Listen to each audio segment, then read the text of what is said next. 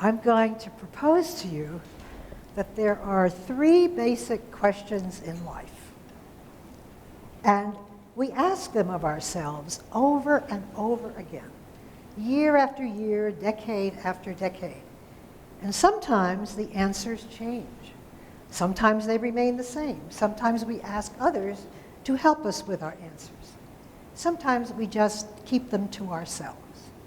We're not always conscious of doing this, and we may not always be happy about the answers that we come up with. But I'm certain that in some form, we ask ourselves the same 3 basic questions. Who am I? To what groups do I belong? And how do I function? Who am I? To what groups do I belong? And how do I function? As I look back over my life, and we must all look back over our lives in order to know where we've been so we know where we're going, I often begin with the year of my own birth, which was 1932. And I was born just the week after Franklin Delano Roosevelt was elected to his first term. And FDR's wife had a name, Eleanor. Do you notice the similarity? It was not an accident. Eleanor Roosevelt was an independent, bright, strong, articulate activist. She was the kind of woman that made a difference in our country. She was greatly admired in my family, and in fact, my great aunt Sarah became a friend of Eleanor Roosevelt's, and they did projects together. I admired my Aunt Sarah a great deal for helping to support a camp for blind children, for establishing the Sarah Holland League at the Brooklyn Women's Hospital, for which she raised money, and for being a lot like Eleanor Roosevelt.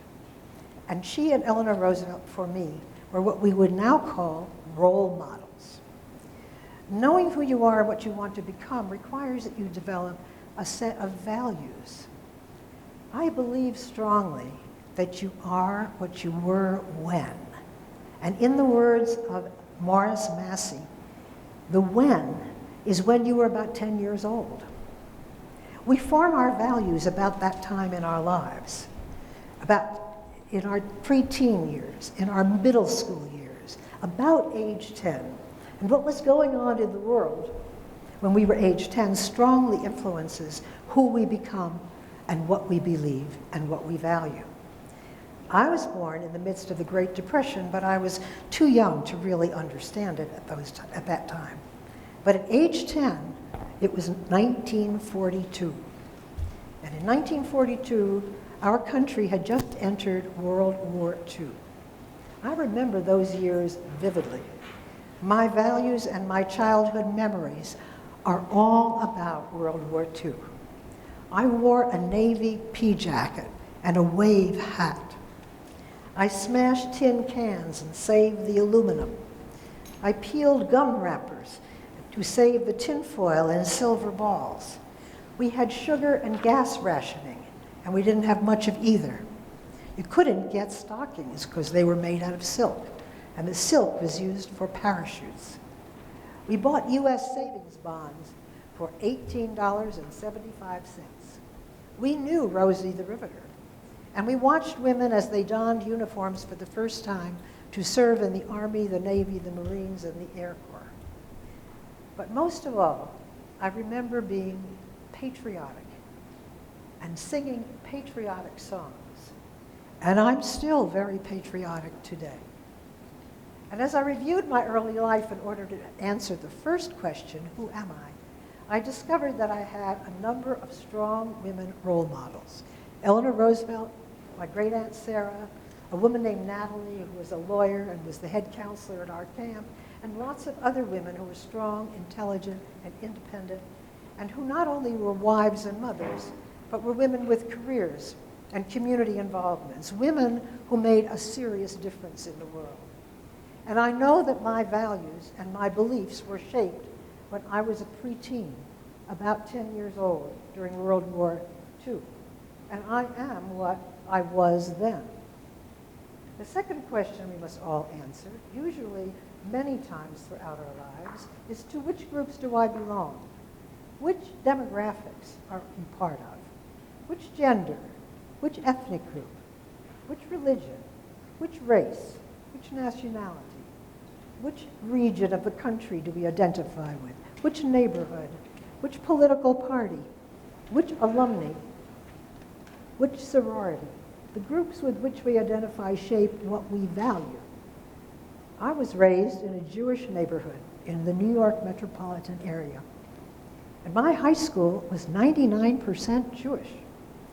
All of our relatives and friends were Jewish. So when I was accepted and I went to Mount Holyoke College in Massachusetts, which was the first women's college in the United States, established before the Civil War in 1837, it was a transforming experience. For me, for the first time in my life, I had girlfriends and boyfriends who were not Jewish.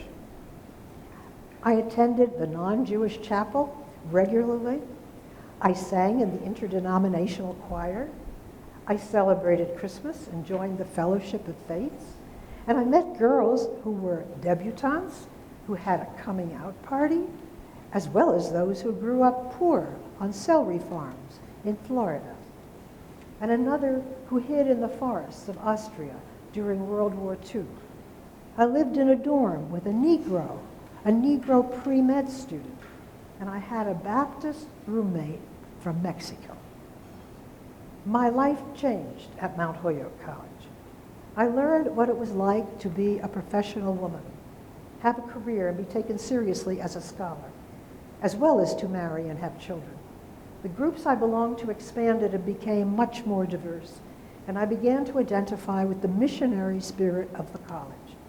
I began to believe the quotation which was on the grave of the founder, Mary Lyon, which was in the middle of the campus, and on her grave were her words, "Go where no one else will go, do what no one else will do." I not only believed those words, but I began to behave just as Mary Lyon instructed me. And I tried to figure out just how do I function. I went to graduate school at Wisconsin and then came west to a totally unknown place called Denver for a speech pathology job. I married and had 3 children and spent the next 5 decades creating new, innovative higher education programs for returning adult students and initiating community organizations that serve the needs of women and minorities.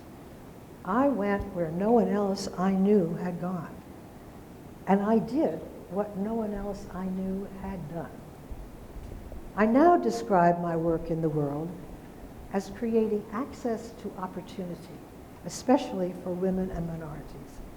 I belong to many groups, but my job, my careers, my volunteer work have all been focused on one goal: to expand access to opportunity, especially for women and minorities, just like had been done for me by my having the privilege of going to Mount Holyoke College. In order to have a context for my work, and I have a habit of looking into the future and trying to predict what would be the most important issues in the decade ahead. In the 50s, it was post-World War II prosperity. In the 60s, it was civil rights and equality. In the 70s, it was access and peace.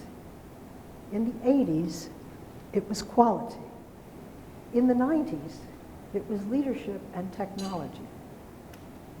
In 1992, I wrote a piece called "Working on the Other Side of the Millennium." I asserted that the issues for this foreseeable 21st century would be demography, technology, and the global economy. That model has guided me for the past 20 years.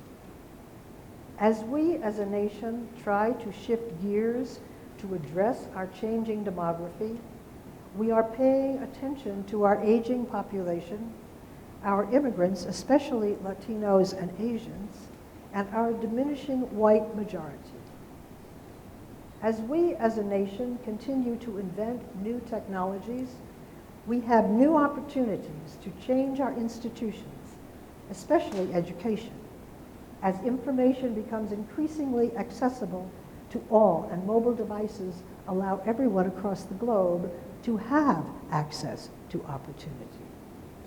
As we as a nation struggle to define our appropriate role in a rapidly changing world, we must both take advantage of the growing global economy, and we must choose the right allies in the new emerging democracies. For the foreseeable future, I believe how we function will be guided by the continuing changes in demography, technology, and the global economy.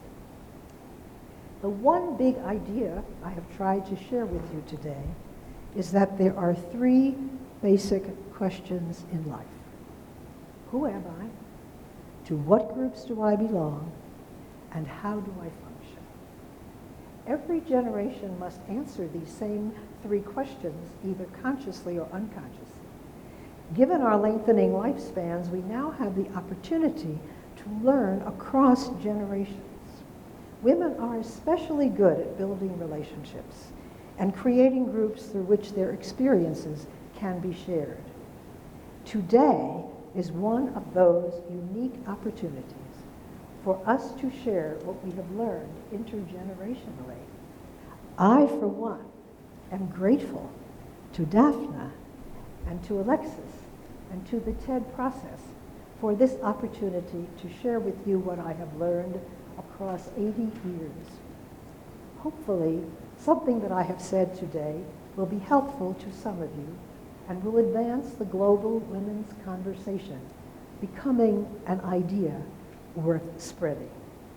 Thank you so much for inviting me today.